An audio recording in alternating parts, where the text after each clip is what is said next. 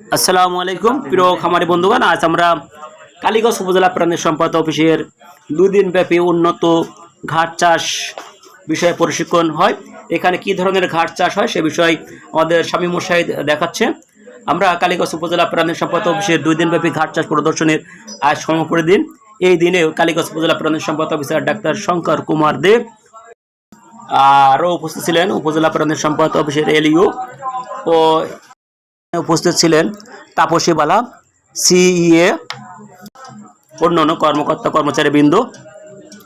ঘাট চাষ প্রশিক্ষণের পরে হাতে কলমে ঘাস চাষের ক্ষেত প্রদর্শন করা হয়।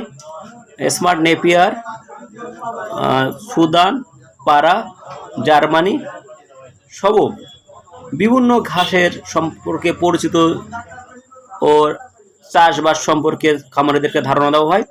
ঘাস চাষের গুরুত্ব, ঘাস সংরক্ষণ, ঘাস চাষের সার, ঘাসের কাটিং সংরক্ষণ, ঘাসের কাটিং লাগানো, সেচ পদ্ধতি সব প্রত্যেক বিষয়ে আলাদা আলাদা করে ধারণা দেওয়া হয় এবং প্রশিক্ষণ সমাপ্তিকালে সবাইকে প্রদর্শনীয় একটি সাইনবোর্ড দেওয়া হয়। এখন অফিস চত্বরের সামনে ফটো সেশনের কার্যক্রম চলছে। এই ফটো সেশনে উপস্থিত থাকেন কালীগঞ্জ উপজেলা প্রাণী সম্পদ অফিসার ডাক্তার শঙ্কর কুমার দেব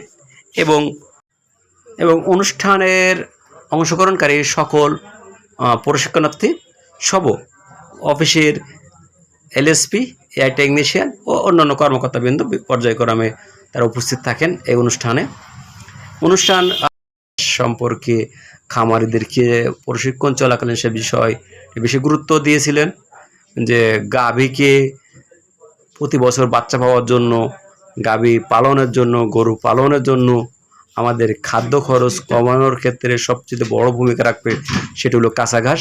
সে বিষয়টি ডাক্তার শঙ্কর কুমার দে তিনি বারবার খামারদেরকে বোঝানোর চেষ্টা করেন এবং খামারের এই বিষয় অবহিত হন। ঘাস চাষের গুরুত্ব বুঝতে পেরে তারা খুবই খুশি এবং আনন্দিত। এজন্য ধন্যবাদ জানাই।